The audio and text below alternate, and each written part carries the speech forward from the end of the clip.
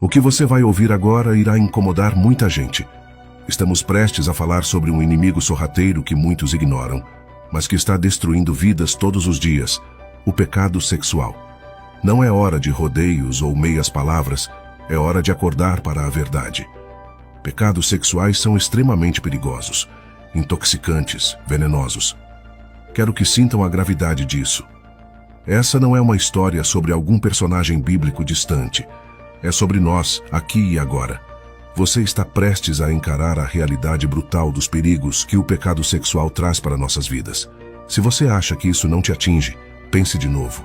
Não é apenas um alerta, é um soco na cara do seu comodismo. Se quer escapar desse ciclo de destruição, fiquem comigo. Não prometo palavras bonitas, prometo a verdade sobre o que está em jogo em sua vida.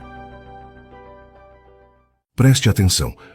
Quando o pecado era chamado pelo seu verdadeiro nome, quando as pessoas não tinham medo de dizer que o pecado era pecado, havia um tempo em que existiam padrões e limites. Algumas coisas eram aceitáveis, outras não. Os padrões morais e limites eram conhecidos e respeitados. Os padrões divinos eram conhecidos e defendidos. Houve um tempo em que envolver-se em comportamentos e atividades específicas era mal visto e as pessoas se envergonhariam de participar deles. Houve uma época em que a sexualidade era algo privado, entre marido e mulher, e desviar-se disso era impensável. Certamente, as pessoas se envolveram em comportamentos pecaminosos ao longo da história, mas nunca foi algo a ser celebrado e elevado até agora. Agora, acredito que o diabo tem trabalhado silenciosamente. Ele tem sido sutil e astuto, usando o entretenimento, a música e todas as formas de mídia disponíveis para desmantelar os valores divinos relacionados ao sexo.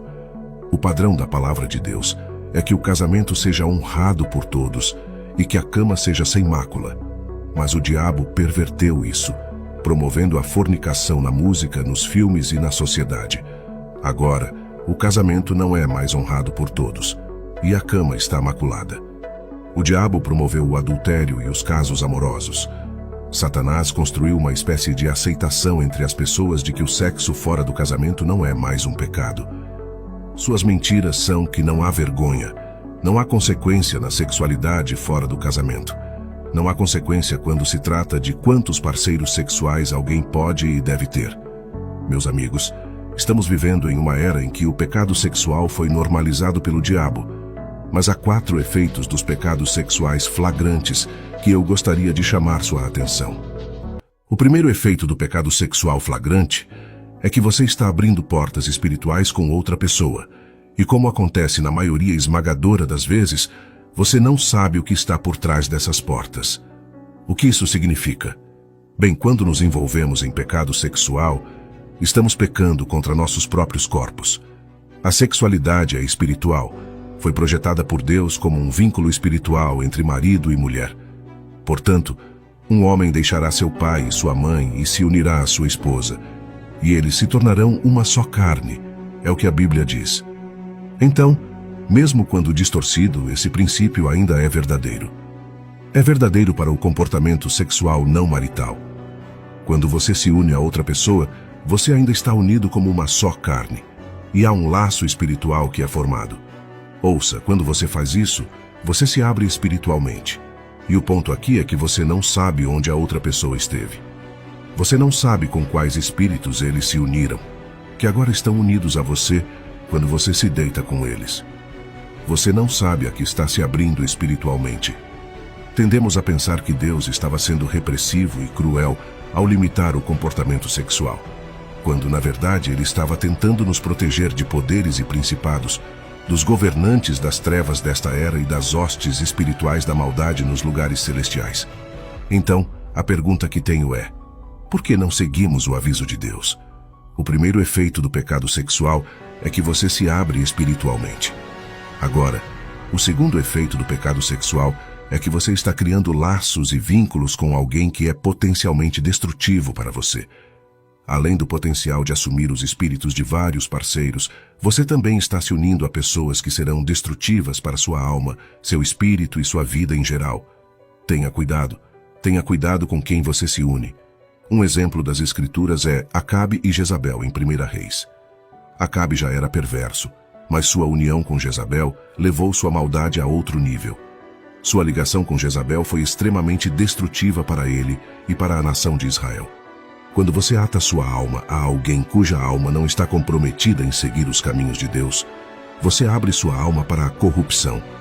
Você não sabe que quem você escolhe se unir pode influenciar sua alma? E quando se trata de pecado sexual, você está falando de unir sua alma a outra alma. Então, se você está unindo sua alma a várias outras almas que se uniram a várias outras almas, agora você tem laços de alma com pessoas que nem mesmo conheceu. Múltiplas pessoas que você nunca conheceu pessoalmente. Pessoalmente, eu gostaria de saber quais almas estão em mim. Eu preferiria ter apenas uma. Na verdade, devemos estar sempre alertas contra essas influências corruptoras e precisamos proteger nossas almas. O terceiro efeito do pecado sexual é a separação de Deus. O apóstolo Paulo nos diz que o salário do pecado é a morte, e a morte última é a separação de Jesus Cristo.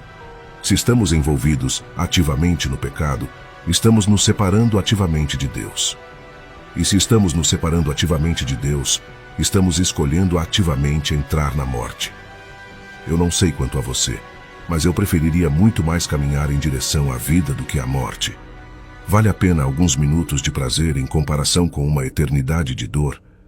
Vale a pena alguns relacionamentos casuais em comparação com seu relacionamento eterno com Deus? Não. Não há estado maior do que estar na presença de Deus. Livremo-nos dos pecados da carne e entreguemo-nos à vida do Espírito.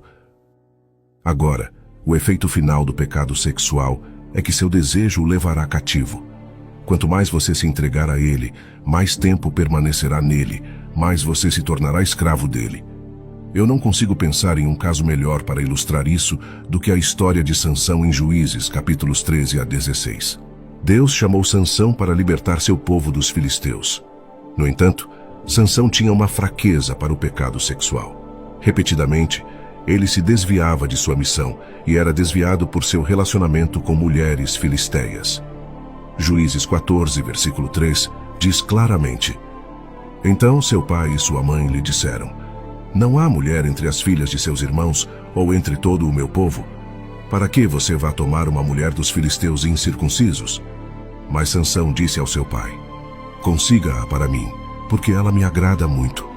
Sansão estava completamente dominado por suas paixões e desejos, e eles se tornaram sua ruína. Ele acabou sem poder, cego e apodrecendo em uma cela de prisão, em vez de cumprir o propósito para o qual Deus o havia chamado. Envolver-se em pecado sexual irá desviá-lo do propósito de Deus em sua vida. Amados, vamos nos afastar daquelas coisas que Deus proibiu e corramos para as coisas que Ele aprovou. Deus não nos deu essas regras para serem severas e cruéis. Ele as deu porque está tentando nos poupar de problemas, nos poupando de tristezas e dores. Vamos prestar atenção à palavra de Deus e fujamos da imoralidade sexual. Arrependamo-nos e busquemos ser lavados pelo sangue de Jesus Cristo. Vamos viver em pureza, buscando a santidade e seguindo a Jesus. Que Deus te abençoe.